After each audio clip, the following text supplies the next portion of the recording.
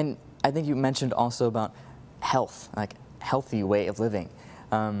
Contraception is extremely unhealthy for you as well.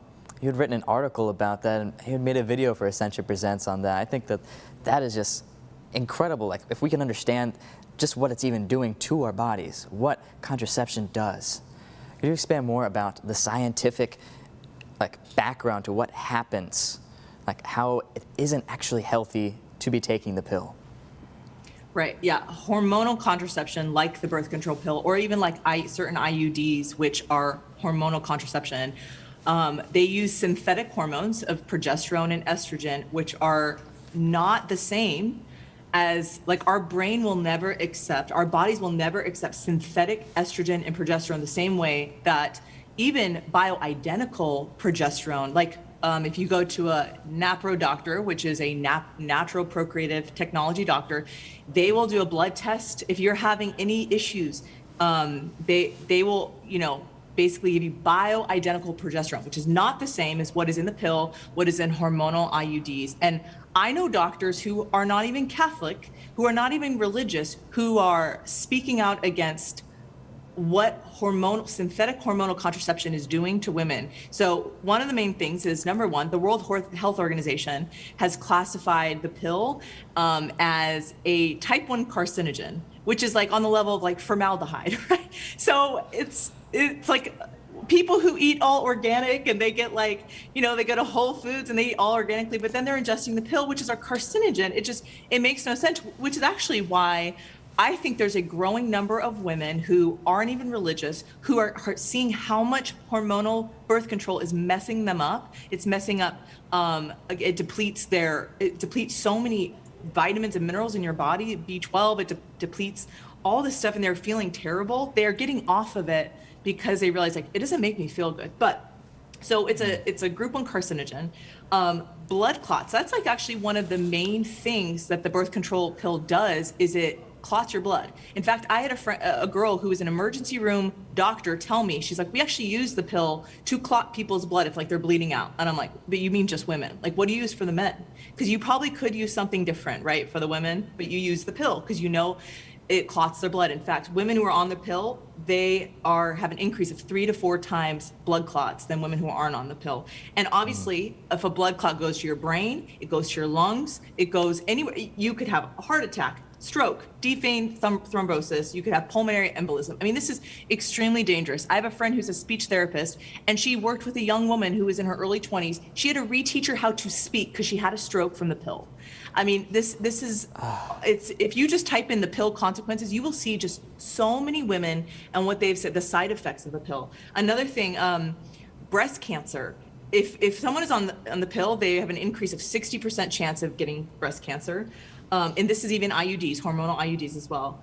Cervical cancer tripled for women who were on the pill for 5 to 9 years, and it quadrupled for women who were on the pill for more than 10 years. Now, thank God, if you get off the pill, thankfully, some of these things start to go down. So if you are on the pill and get off, like, your body's already going to start kind of healing, okay? The problem with this is that most doctors, actually not most, all doctors in medical school, and this is what makes me so upset, all doctors are taught in medical school to prescribe the pill for anything that's a woman problem. Like I have asked every single Catholic doctor friend of mine, whether they're an OBGYN, internal medicine, I said, were you taught just to prescribe the pill? And they said, yes. That's all we were taught, to prescribe it for endometriosis, to prescribe it for PMS, for acne, it's like, because the pill is a $4 billion industry and it's all about money, but unfortunately, it doesn't make a lot of money to have individualized healthcare for women, to do a blood test, to have them chart their cycle and to find out what's actually happening, maybe to actually help heal endometriosis, to actually help heal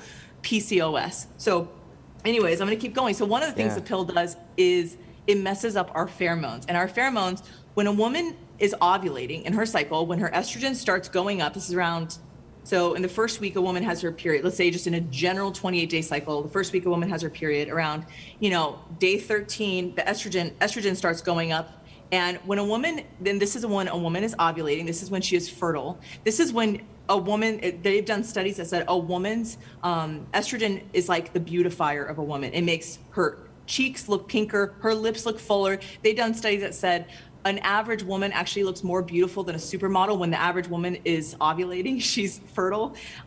They said they did a study where even women's voices change when they are ovulating. And this is why a lot of opera singers will be put on the pill, because they don't want their voices to fluctuate throughout the month. So, but they said that when a fertile woman was speaking, 20% of men, their skin would tingle when they heard a fertile woman speak. I mean, this is how the amazing thing of estrogen, but what also happens is that pheromones are released. Pheromones are kind of these scent, and this is why we put perfume on our necks and our wrists, because we're releasing pheromones. So pheromones will attract people who are, their biochemistry is different than our own, okay? So because we don't want to be mating with our own family members, because that's actually not good for the, human race. So we actually, when these pheromones will help us to be attracted, we smell people's pheromones and they smell our pheromones. And they've done crazy studies about, one of the crazy studies was they had all these chimpanzees. And they had a male chimp, like the alpha male chimp, and they put one of the female chimps on the pill, and the male chimp completely avoided her because she wasn't these pheromones weren't coming. When you're on the pill, what the pill does, it makes your body think you were pregnant. So you don't ovulate, you don't have a cycle. It tricks your body into thinking you're pregnant. So the male chimp completely avoided her, and he went to the other female chimps. Well, when they put all the female chimps on the pill, the male chimp started going crazy.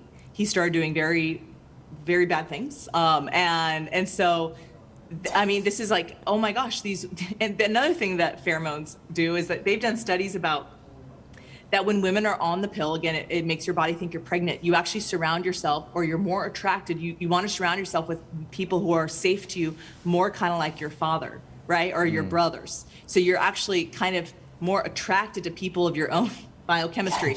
I have heard stories of women who were on the pill that when they got off the pill, they were attracted to different types of men, or they got off the pill, and some women were actually disgusted. If they were on the pill when they got married to somebody and then they got off the pill, some of them were disgusted by the smell of their husband because maybe their biochemistry was similar, right? So it changes your pheromones. Another thing is that it messes with the environment. When women go to the bathroom, they are excreting estrogen into the water systems. So this has been found in so many rivers, but this one study I think it was back in 2006, the U.S. Geological Survey found in the Potomac River that 80% of male fish, because of all the estrogen in the water, they were downstream from probably like a waste facility treatment center.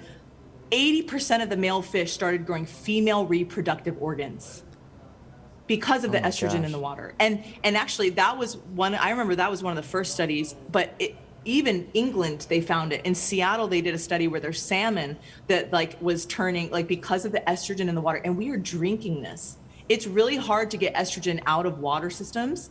And you can do it, but it costs a lot of money. So we are drinking estrogen in our water. So it's hurting the environment. And then one of the last things, and I think this is probably one of the worst things about the pill, obviously, because the mechanisms of the pill, the first mechanism is that it prevents you from ovulating, but sometimes there can be breakthrough ovulation.